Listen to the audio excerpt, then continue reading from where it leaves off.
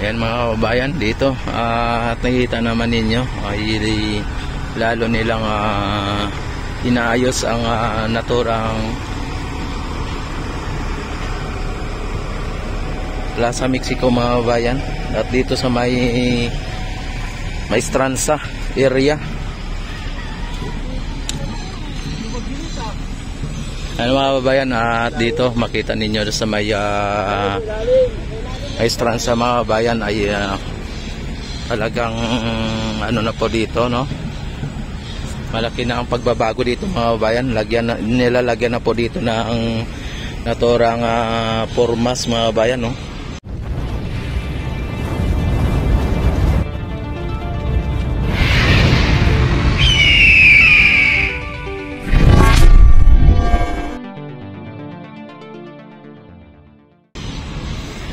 Yung naturang mga poste ay lalagyan na po ng formas para sa ganun ay ano na po, mabubuhusan na po ito. Yan, no? Kung inyo nakikita mga kabayan, ay talagang mabubuhusan na po ito mga kabayan. Ayan, at mabubuhusan na po yan, no? May mga ano na po, may mga nakalagay na po na formas para sa ganon ay bubuhusan na po ito mga kababayan. Pag nabuhusan na po ito mga kababayan ay malamang ay lalagyan na po ito ng biga, ano. Talagang ayan, malapit na po yung naturang ano, lalagyan na po dito. Ito na po ang mga pagbabago dito mga kababayan, yung pagka ano dito, paglagay. Ayan, no? Nilalagyan po nila dito ng ano, kuya.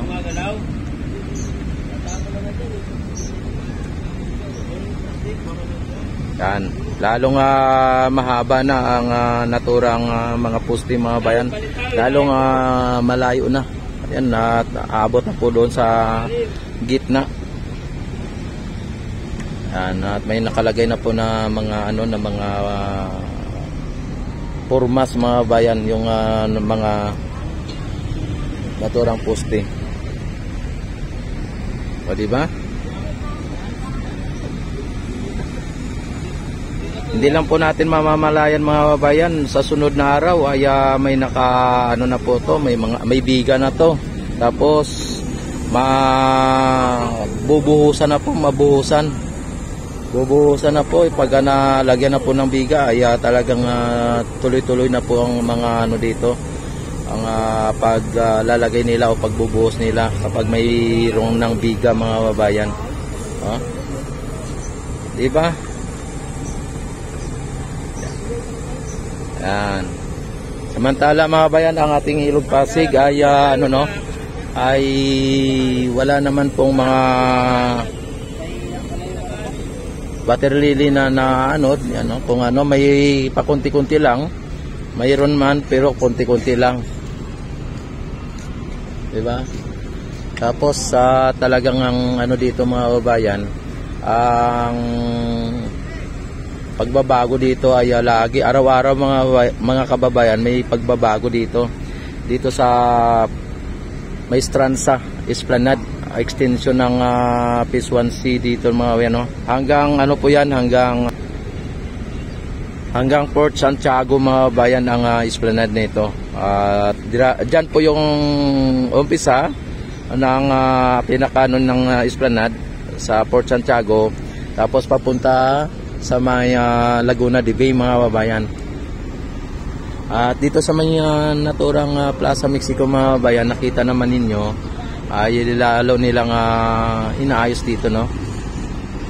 Dati nung isang araw ay hindi tayo makakadaan dito, talagang may mga ano dyan, may mga tambak na buhangin. Sa ngayon mga kababayan, nakita naman ninyo ay talagang maliwalas na, at dito nakatambak na. Tapos dito ay nalagyan na po ng formas mga kababayan, ano?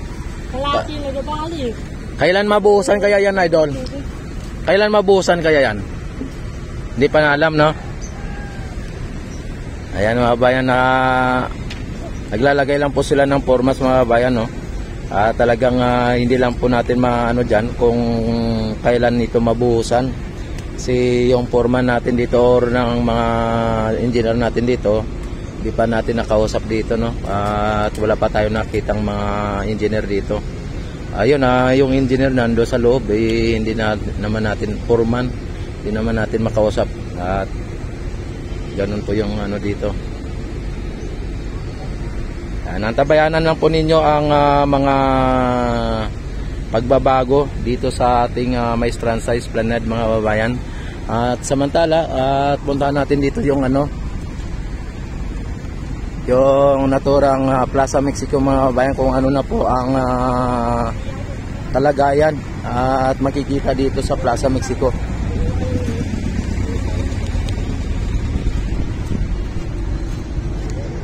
Dito, aakyat muna tayo dito para makita natin yung naturang Plaza Mexico, mga babayan, dito sa may ilalim ng naturang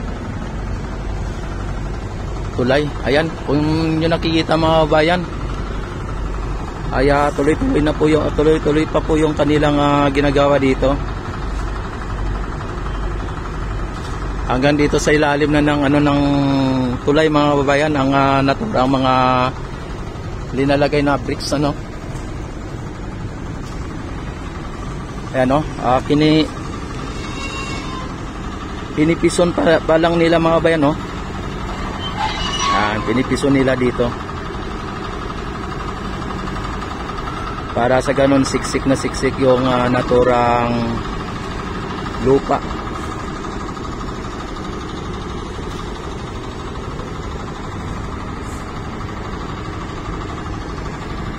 Ayan. Akyat tayo sa taas, para maipakita ko sa inyo, mga kabayan, ang talagang overview na dito sa may naturang Plaza Mexico, mga kabayan.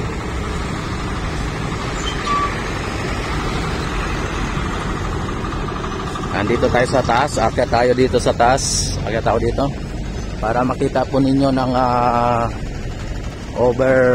overlooking.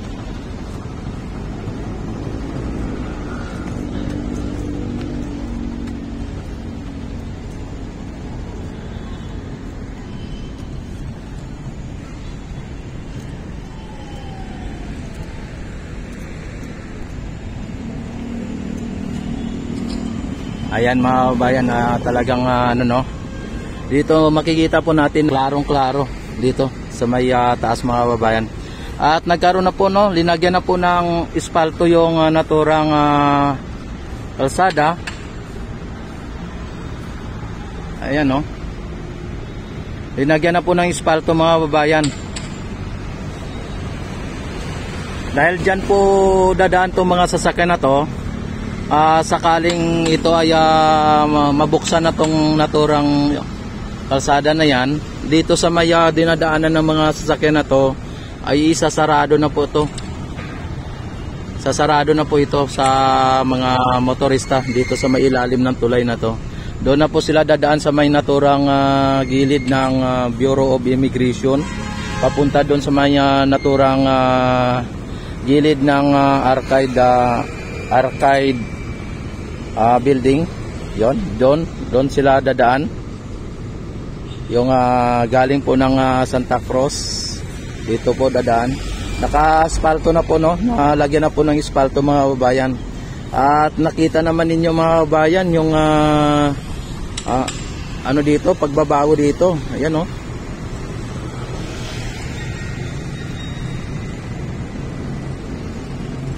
Malaki ulit ang pagbabago dito, mga babayan. Isang araw, dalawang araw lang hindi natin na update dito, mga kababayan, ay malaking pagbabago ang ating makikita dito.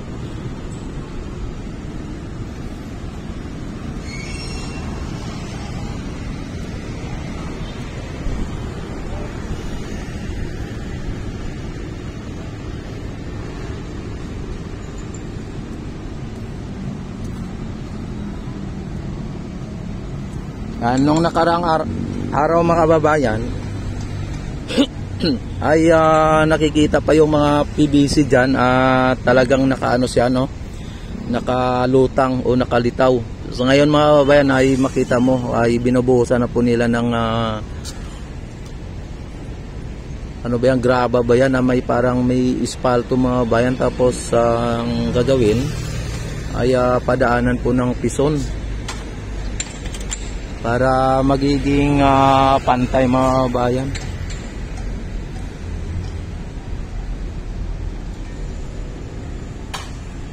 Yung mga tiles mga kababayan, nakita naman ninyo. Sobrang lawak na or malawak na mga kababayan.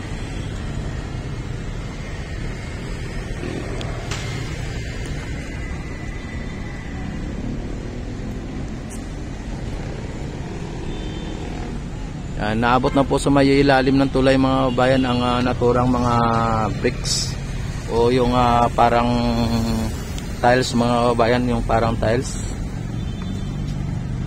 vegan tiles, yun kung paano ba ang tawag dyan.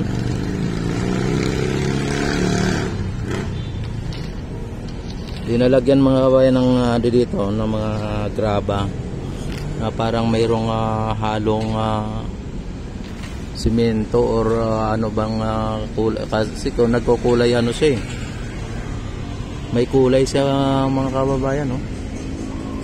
Tapos ang ginagawa, pinipison po doon sa dyan sa ano, pinipison o dinadaanan ng naturang pison mga kababayan para sa ganon ay masiksik at maipantay mga kababayan, mapantay.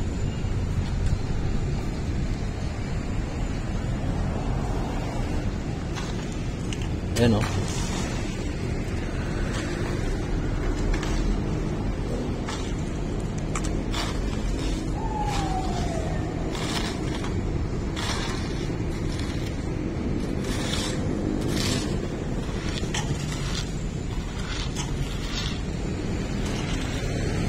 Tapos yung esplanade doon, yung diretso na esplanade, ayan.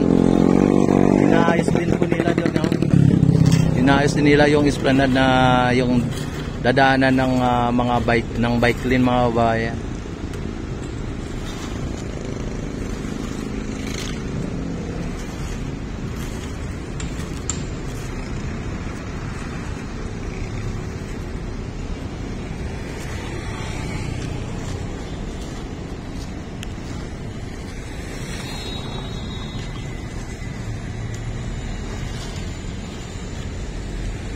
Grabe mga kababayan, ang lawak na dito ng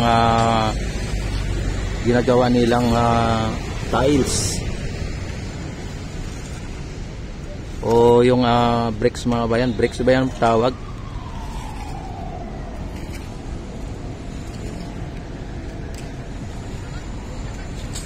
Dito ang lawak na dito mga kababayan, no? Sa papuntang ilalim, ayan, no?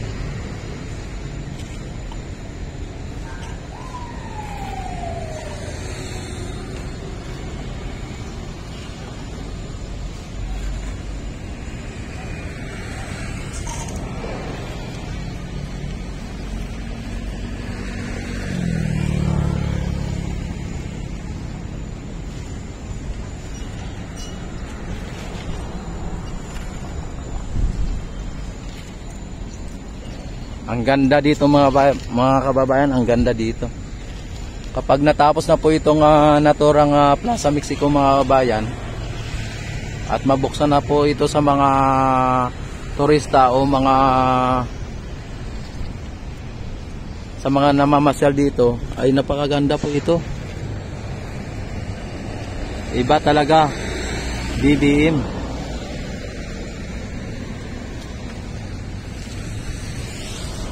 Tapos ginagawa din po mga kababayan yung arcade, ano, dito. Yung naturang gusali na yan.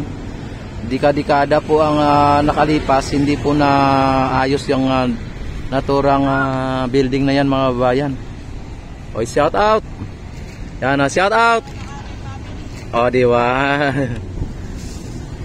Ayan mga kababayan, talagang nakita ninyo may Plaza Mexico tayo dito. Tapos pagka dyan sa likod ay mayroong, pag natapos yan, may arcade ang museum. Ay talagang marami po tayong pagpipilian na mga naturang pasyalan mga bayan. Tapos plus dagdagan pa dito ng ating tawag nito, esplanade. Yung esplanade natin mga bayan ay talagang ito may ng bike lane. Ang priority dito mga bayan sa esplanade mga babayan ay mga siklista. Kaya dire-diretso po yung plat na plat na sahig hanggang pag-aakyat doon ay may plat dahil po sa ang pina-priority po yung mga siklista natin o mga bike lane. Ito ay bike lane mga bayan. Tapos walking lane o pasyalan.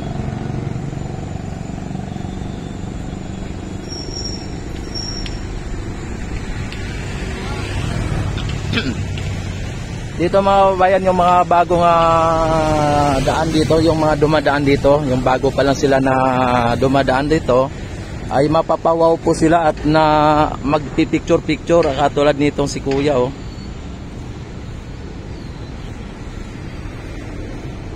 Yan Yan, napadaan dito tapos magsi-selfie, picture-picture kasi nga po ang ganda ng view dito mga bayan, ang ganda. Lalong mas maganda mga babayan pagka ito ay nalagyan na ng ilaw o napailawan na dito.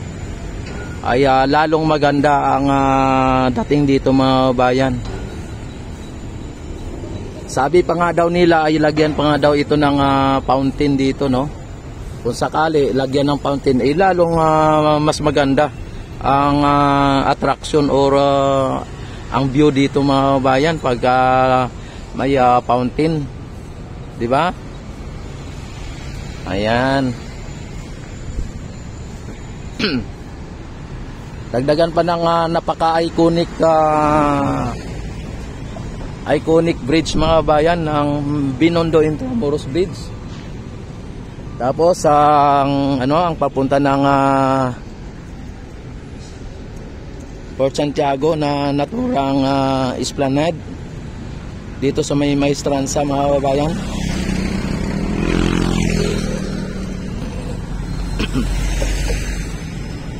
Yan, don't forget to subscribe my YouTube channel. Click notification bell, select all na para ma-notify agad kayo tuwing ako ay mag-live at mag-upload ng maraming videos. Maraming salamat sa inyong lahat. God bless po sa inyong lahat.